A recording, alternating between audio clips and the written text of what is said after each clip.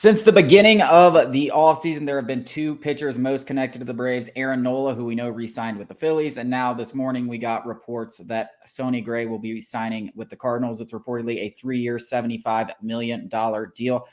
Personally, I think that's something that the Braves, I'm kind of surprised that it was that low. Maybe he preferred the Cardinals. I'm sure we'll get more information on the actual trade talks, how much the Braves were involved, just like we did with Aaron Nola.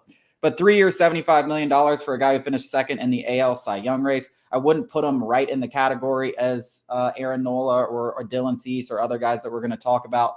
But he's right there in terms of he would have been a very solid number 3 starter behind Strider and Fried and right in front of Morton. And that would have given you a fantastic starting rotation, maybe the best starting rotation in baseball going into the season. I was kind of surprised it wasn't 4 years. I even thought maybe 5 years was on the table. He's going to be 34 next season, but coming off the best season of his career and with so many guys in the market for starting pitcher, was a little surprised it was 3 years. I thought the Braves would be in on 3 years, even if it was like 3 for 80 or 3 for 77.5, 3 for 75. I would have done that deal. I don't know why the Braves did. I'm not Alex Anthopoulos. There is some durability concerns. Hasn't pitched over 200 innings since 2015. Has only pitched 180 innings once, which was last season since 2015. So there's some concern, but you're talking about a guy since 2019 who's been a 3 ERA guy, has made 24 plus starts every full season outside of 2020, which was the shortened season. So 3 for 75 seems fair to me. I think it's a good deal for the Cardinals. A little surprised by the Braves activity here, but maybe they got something bigger on the horizon.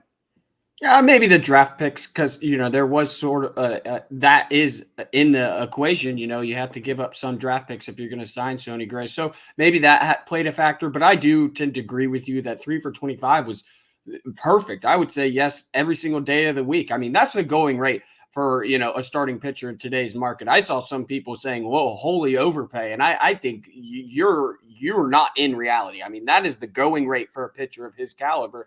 And I think the shorter term and the higher AAV, whatever it was something that lines up with what the Braves wanted in a guy like Sonny Gray. So I am also shocked. Maybe the draft picks played a part.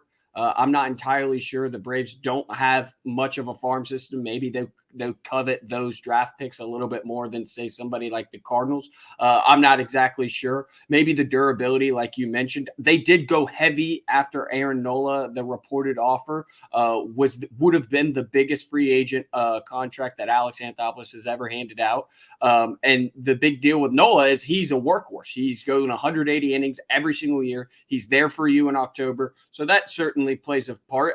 I'm not quite sure. I'm left here scratching my head, wondering the same as you is why wouldn't the Braves do a deal like that? And then again, there's another side. It takes two to tango. Maybe Sonny Gray preferred St. Louis over Atlanta. It's a great fan base. It's a historic ball club. So, you're not quite sure what he wanted in free agency. You just assume as a Braves fan that everybody wants to come to Atlanta because it's a great place to play, great team, great fans, great ballpark.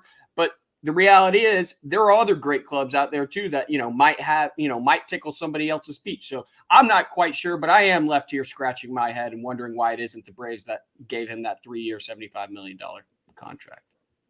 Yeah, and there's going to be a lot of people out there that are, oh, I thought the Braves were going to spend money and do this. And obviously you see the deal that was reported about Aaron Nola. I'm not going to sit here. Listen, I'm not going to judge the offseason until, we're in November here, guys. We're not even in December. Think about all the guys.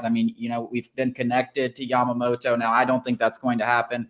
We haven't had any connection to Blake Snell that we know of, but who knows? The Braves like to keep things close to the vest. There's still Jordan Montgomery out there. There's still a slew of other pitchers that are probably just below Sonny Gray that are going to get significantly less money that maybe the Braves are interested in. And then, of course, you got the trade market, which we're going to talk about in a second. But I've said leading into this next segment that I thought it was going to be the trade market that the Braves attack. It's just the way that they've attacked in previous off seasons. I do think they're going to listen. They've addressed their needs either way, like in ways in the trade market every single offseason. So not going out into free agency doesn't necessarily surprise me. You thought that might be changing with the reports of Aaron Nola and the reported offer that they offered him, which was $162 million, like you said. But we're going to talk about this next candidate, Dylan Cease, who the Braves are now reportedly in trade discussions with. We're going to do that coming up after the break.